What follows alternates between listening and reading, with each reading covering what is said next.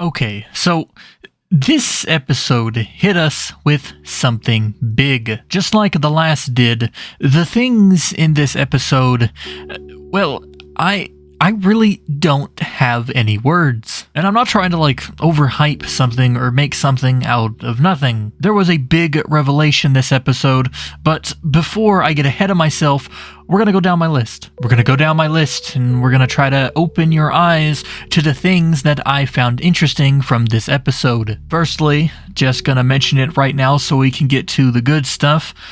Navarro looks great. It actually looks like a decent enough town with a proper leader and a decent marshal.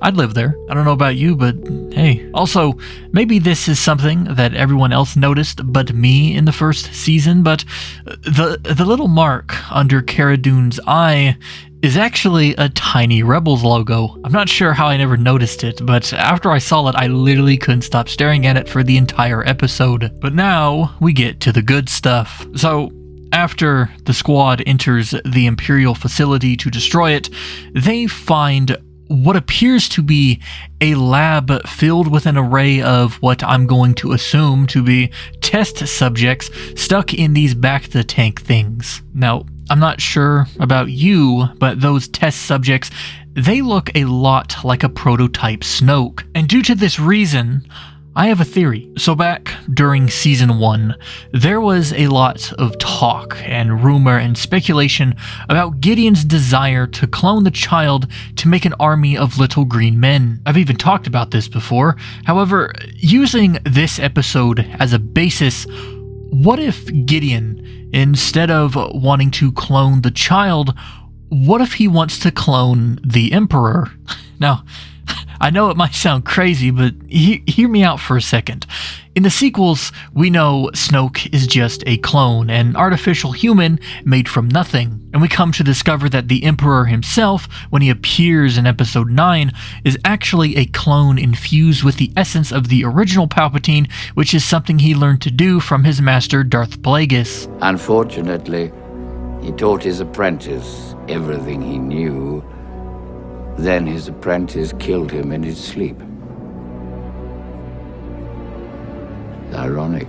However, due to the sheer capacity and the power of Palpatine's spirit, the clone he was put into was unable to keep the Emperor stable, and it is why he was so decrepit looking and so crooked. Now, it might be far-fetched, but with that in mind, Yoda's kind is incredibly strong in the Force. And so, in order to contain the very essence of someone as powerful as Palpatine, you would probably need something or someone strong enough to keep the threads together. And the child and his DNA might just be that thing. Again, I could be wrong. It could also be that Gideon wishes to clone another, maybe someone with better ties to Mandalore, or perhaps he desires to use the DNA acquired from Jango to create the clone army to make his own Force-sensitive legions. I mean, they did cast Tamura Morrison, and he's the actor of basically every clone to exist, so I don't know, but that is the big thing.